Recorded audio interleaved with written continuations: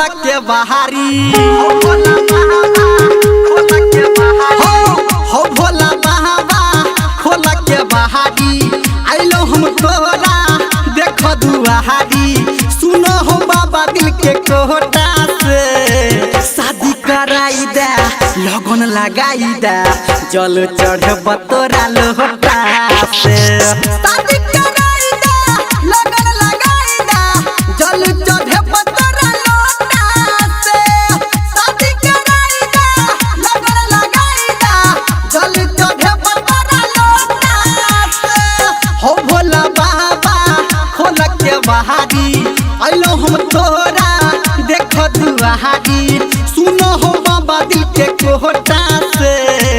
शादी कराई दे लगन लगाई दे जल चढ़े बतोरा लोटा से शादी कराई दे लगन लगाई दे जल चढ़े बतोरा लोटा से शादी कराई दे लगन लगाई दे जल चढ़े बतोरा लोटा से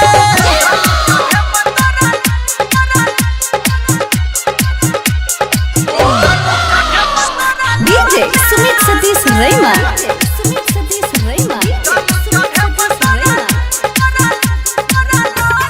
अभी आप सुन रहे हैं सावरिया म्यूजिक। पूरा दा भोला बाबा आसरा हो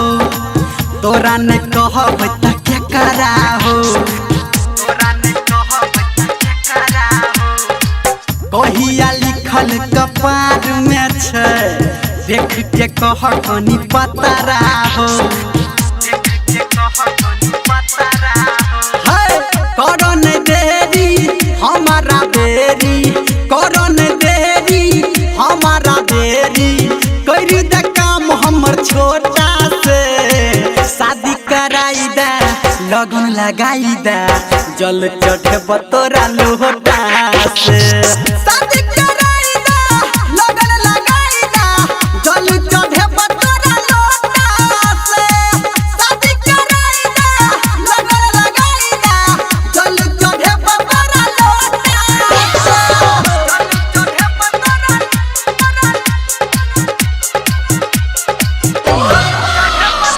DJ Sumit Satish Rema.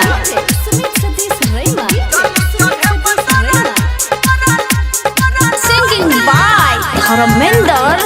Nirmalia. सब कहल कही तोरे नाम तू ही बनावे छ सबके काम हाँ हम चेला तोहर चिया हो कदा पूरा हमर तू मांग हो बाबा हो धर्मेंद्र संजय गौतम के